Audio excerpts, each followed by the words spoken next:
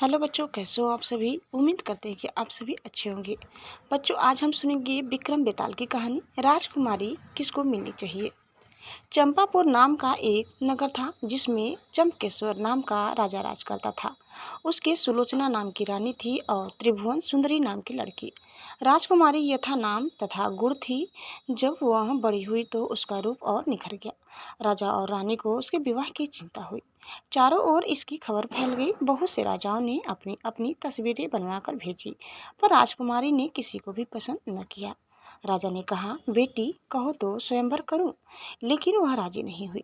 आखिर राजा ने तय किया कि वह उसका विवाह उस आदमी के साथ करेगा जो रूप, बल और ज्ञान इन तीनों में बढ़ा चढ़ा होगा। एक दिन राजा के पास 4 देश के 4 वर आए। एक ने कहा, मैं एक कपड़ा बनाकर 5 लाख में बेचता हूँ।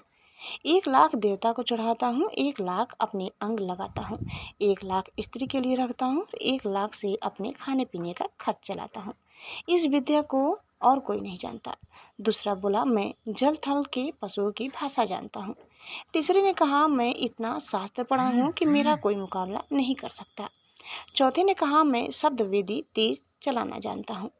चारों की बातें सुनकर राजा सोच में पड़ गया। वे सुंदरता में भी एक से बढ़कर एक थे। उसने राजकुमारी को बुलाकर उनके गुण और रूप का वर्णन किया, पर वह चुप रही। इतना कहकर बेताल बोला, राजन तुम बताओ कि राजकुमारी किसको मिलनी चाहिए। राजा बोला, जो कपड़ा बनाकर बेचता है वह शूद्र है, जो पशुओं की भाषा जानता है वह ज्ञानी है, जो शास्त्र पढ़ा है ब्राह्मण है, पर जो शब्द वेदी तीर चलाना जानता है वह राजकुमारी का सजाती है और उसके योग्य है। राजकुमारी उसी को मिलनी चाहिए।